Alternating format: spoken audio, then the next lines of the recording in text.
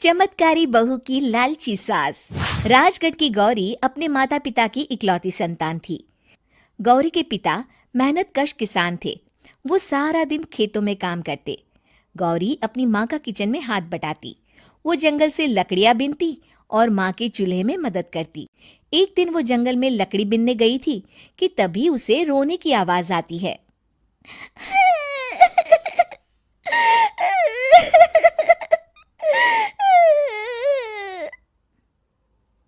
अरे, यहाँ कौन रो रहा है? इस जंगल में भला किसी के रोने की आवाज? जरूर कोई जंगल में फंस गया होगा। वो देखती है तो उसे एक परी दिखाई देती है जिसका एक पंख टूटा होता है। अरे, तुम कौन हो और क्यों रो रही हो? मैं परीलोक की रानी हूँ। पृथ्वीलोक में घूमने आई थी, लेकिन देखो ना, मेरे पंख ही टूट गए। अब मैं कैसे उड़ान भरूंगी? अरे, इसे जोड़ना तो आसान है। रुको, मैं अभी जोड़ देती हूँ। ये कहकर गौरी लकड़ी और रस्सी की सहायता से पंखों को जोड़ देती है। परी अपने जुड़े हुए पंखों को देखकर खुश हो जाती है और गौरी को वरदान देती है कि वो पूर्णिमा की रात किसी भी चीज को हाथ लगाएगी तो वो सोने की हो जाएगी। लेकिन गलती से अगर उसने किसी इंसान को छू लिया तो वो अगली पूर्णिमा तक सोने का ही रहेगा।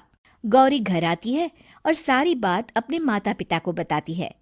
गौरी की माँ उसे कहती है, तू भी ना गौरी, सारा दिन परियों की कहानियां पढ़कर स्वप्न लोक में ही रहती है।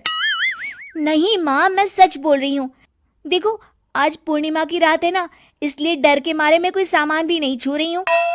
अच्छा, ऐसी बात है बिटिया रानी, तो जरा इस घड़े को हाथ लगा दे। गौरी घड़े को जैसे ही हाथ लगाती है वो सोने का हो जाता है। गौरी के माता पिता घड़े को देखकर हैरान रह जाते हैं। अगले दिन गौरी के पिता उस घड़े को सुनार के पास बेचने जाते हैं तो रास्ते में उन्हें कंचा काकी मिलती है।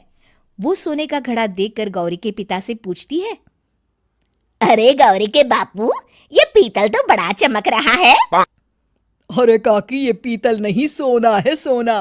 बेचने ले जा रहा हूँ। अरे, कहीं कोई लॉटरी लग गई है क्या? इतना सोना?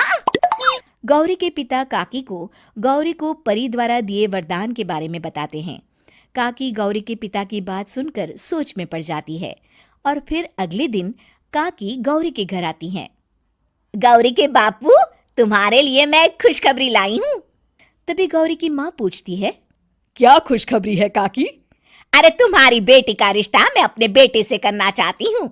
अरे, कब तक अपनी सयानी लड़की को घर पर बिठा कर रखोगी? हाँ, देखो काकी, मैं ऐसे ही व्यक्ति से अपनी बेटी की शादी कराऊंगा जो गौरी के वरदान से नहीं, उसके गुणों को समझे। अरे, हमें तो गौरी के गुण अच्छे लगे, इसीलिए तो आ गई हूँ मैं। फिर गौरी के माँ बाप मान जाते हैं और उसकी शादी काकी के बेटे से हो जाती है। अगले दिन, अरे गौरी, कल पूर्णिमा की रात है।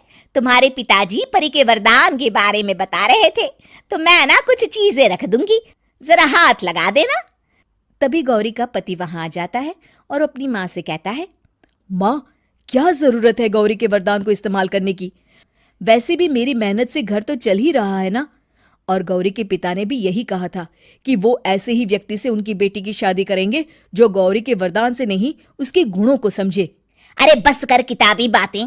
तेरे लिए क्या लड़कियों की कमी थी जो मैं ये किसान की बेटी घर ले आती? और सुन गौरी, कल अगर तूने सारी चीजों को सोने का नहीं किया तो मैं तुझे घर से निकाल दूंगी और अपने बेटे की दूसरी शादी करवा दूंगी, समझी? इतना कहकर गौरी की सास वहां से चली जाती है। अगली पूर्णिमा की रात गौरी की सास गौरी के सामने ढेर सारे बर्तन रख देती है और कहती है, जल्दी कर गौरी, रात खत्म हो जाएगी। जल्दी जल्दी इन सारे बर्तनों को हाथ लगाकर सोने का कर दे। गौरी करती भी तो क्या, वो जैसे ही एक छोटे से बर्तन को छूने वाली होती है कि उसकी सास भड़क जाती है। क्या मजाक बना रखा है? इतने छोटे से बर्तन में क्या होगा? ये ले, ये बड़ा वाला बर्तन। जैसे ही बड़ा सा बर्तन लेकर गौरी की सास उसकी तरफ बढ़ती है, वैसे ही बर्तन के बाहर से वो धड़ाम से गिर जाती है। सास को गिरा देख गौरी उन्हें संभालने दौड़ती है और वो सास को हाथ लगाकर कहती है, अरे सासू माँ, क्या हो गया आपको? कहीं चोट तो नहीं लगी ना? लेकिन जैसे ही वो हाथ सास से हटाती है तो देखती है कि उसकी सास सोने की हो गई है। गौरी सोनी की सास को देखकर रोने लगती है और अपने पति से कहती है, मुझे परी ने कहा था कि अगर मैं किसी इंसान को हाथ लगाती हूँ तो वो अगली पूर्णिमा तक सोने का ही रहेगा। अब मैं क्या करूँ? अरे करना क्या है, माँ को उठाकर अलमारी में रख दो। और हाँ, लालच का फल बुरा ही होता है। ज्यादा बड़े बर्तन को सोने का बनाने के चक्कर में माँ का ये हाल हुआ है। ये कहकर वो दोनों माँ की तरफ देखने लगते हैं।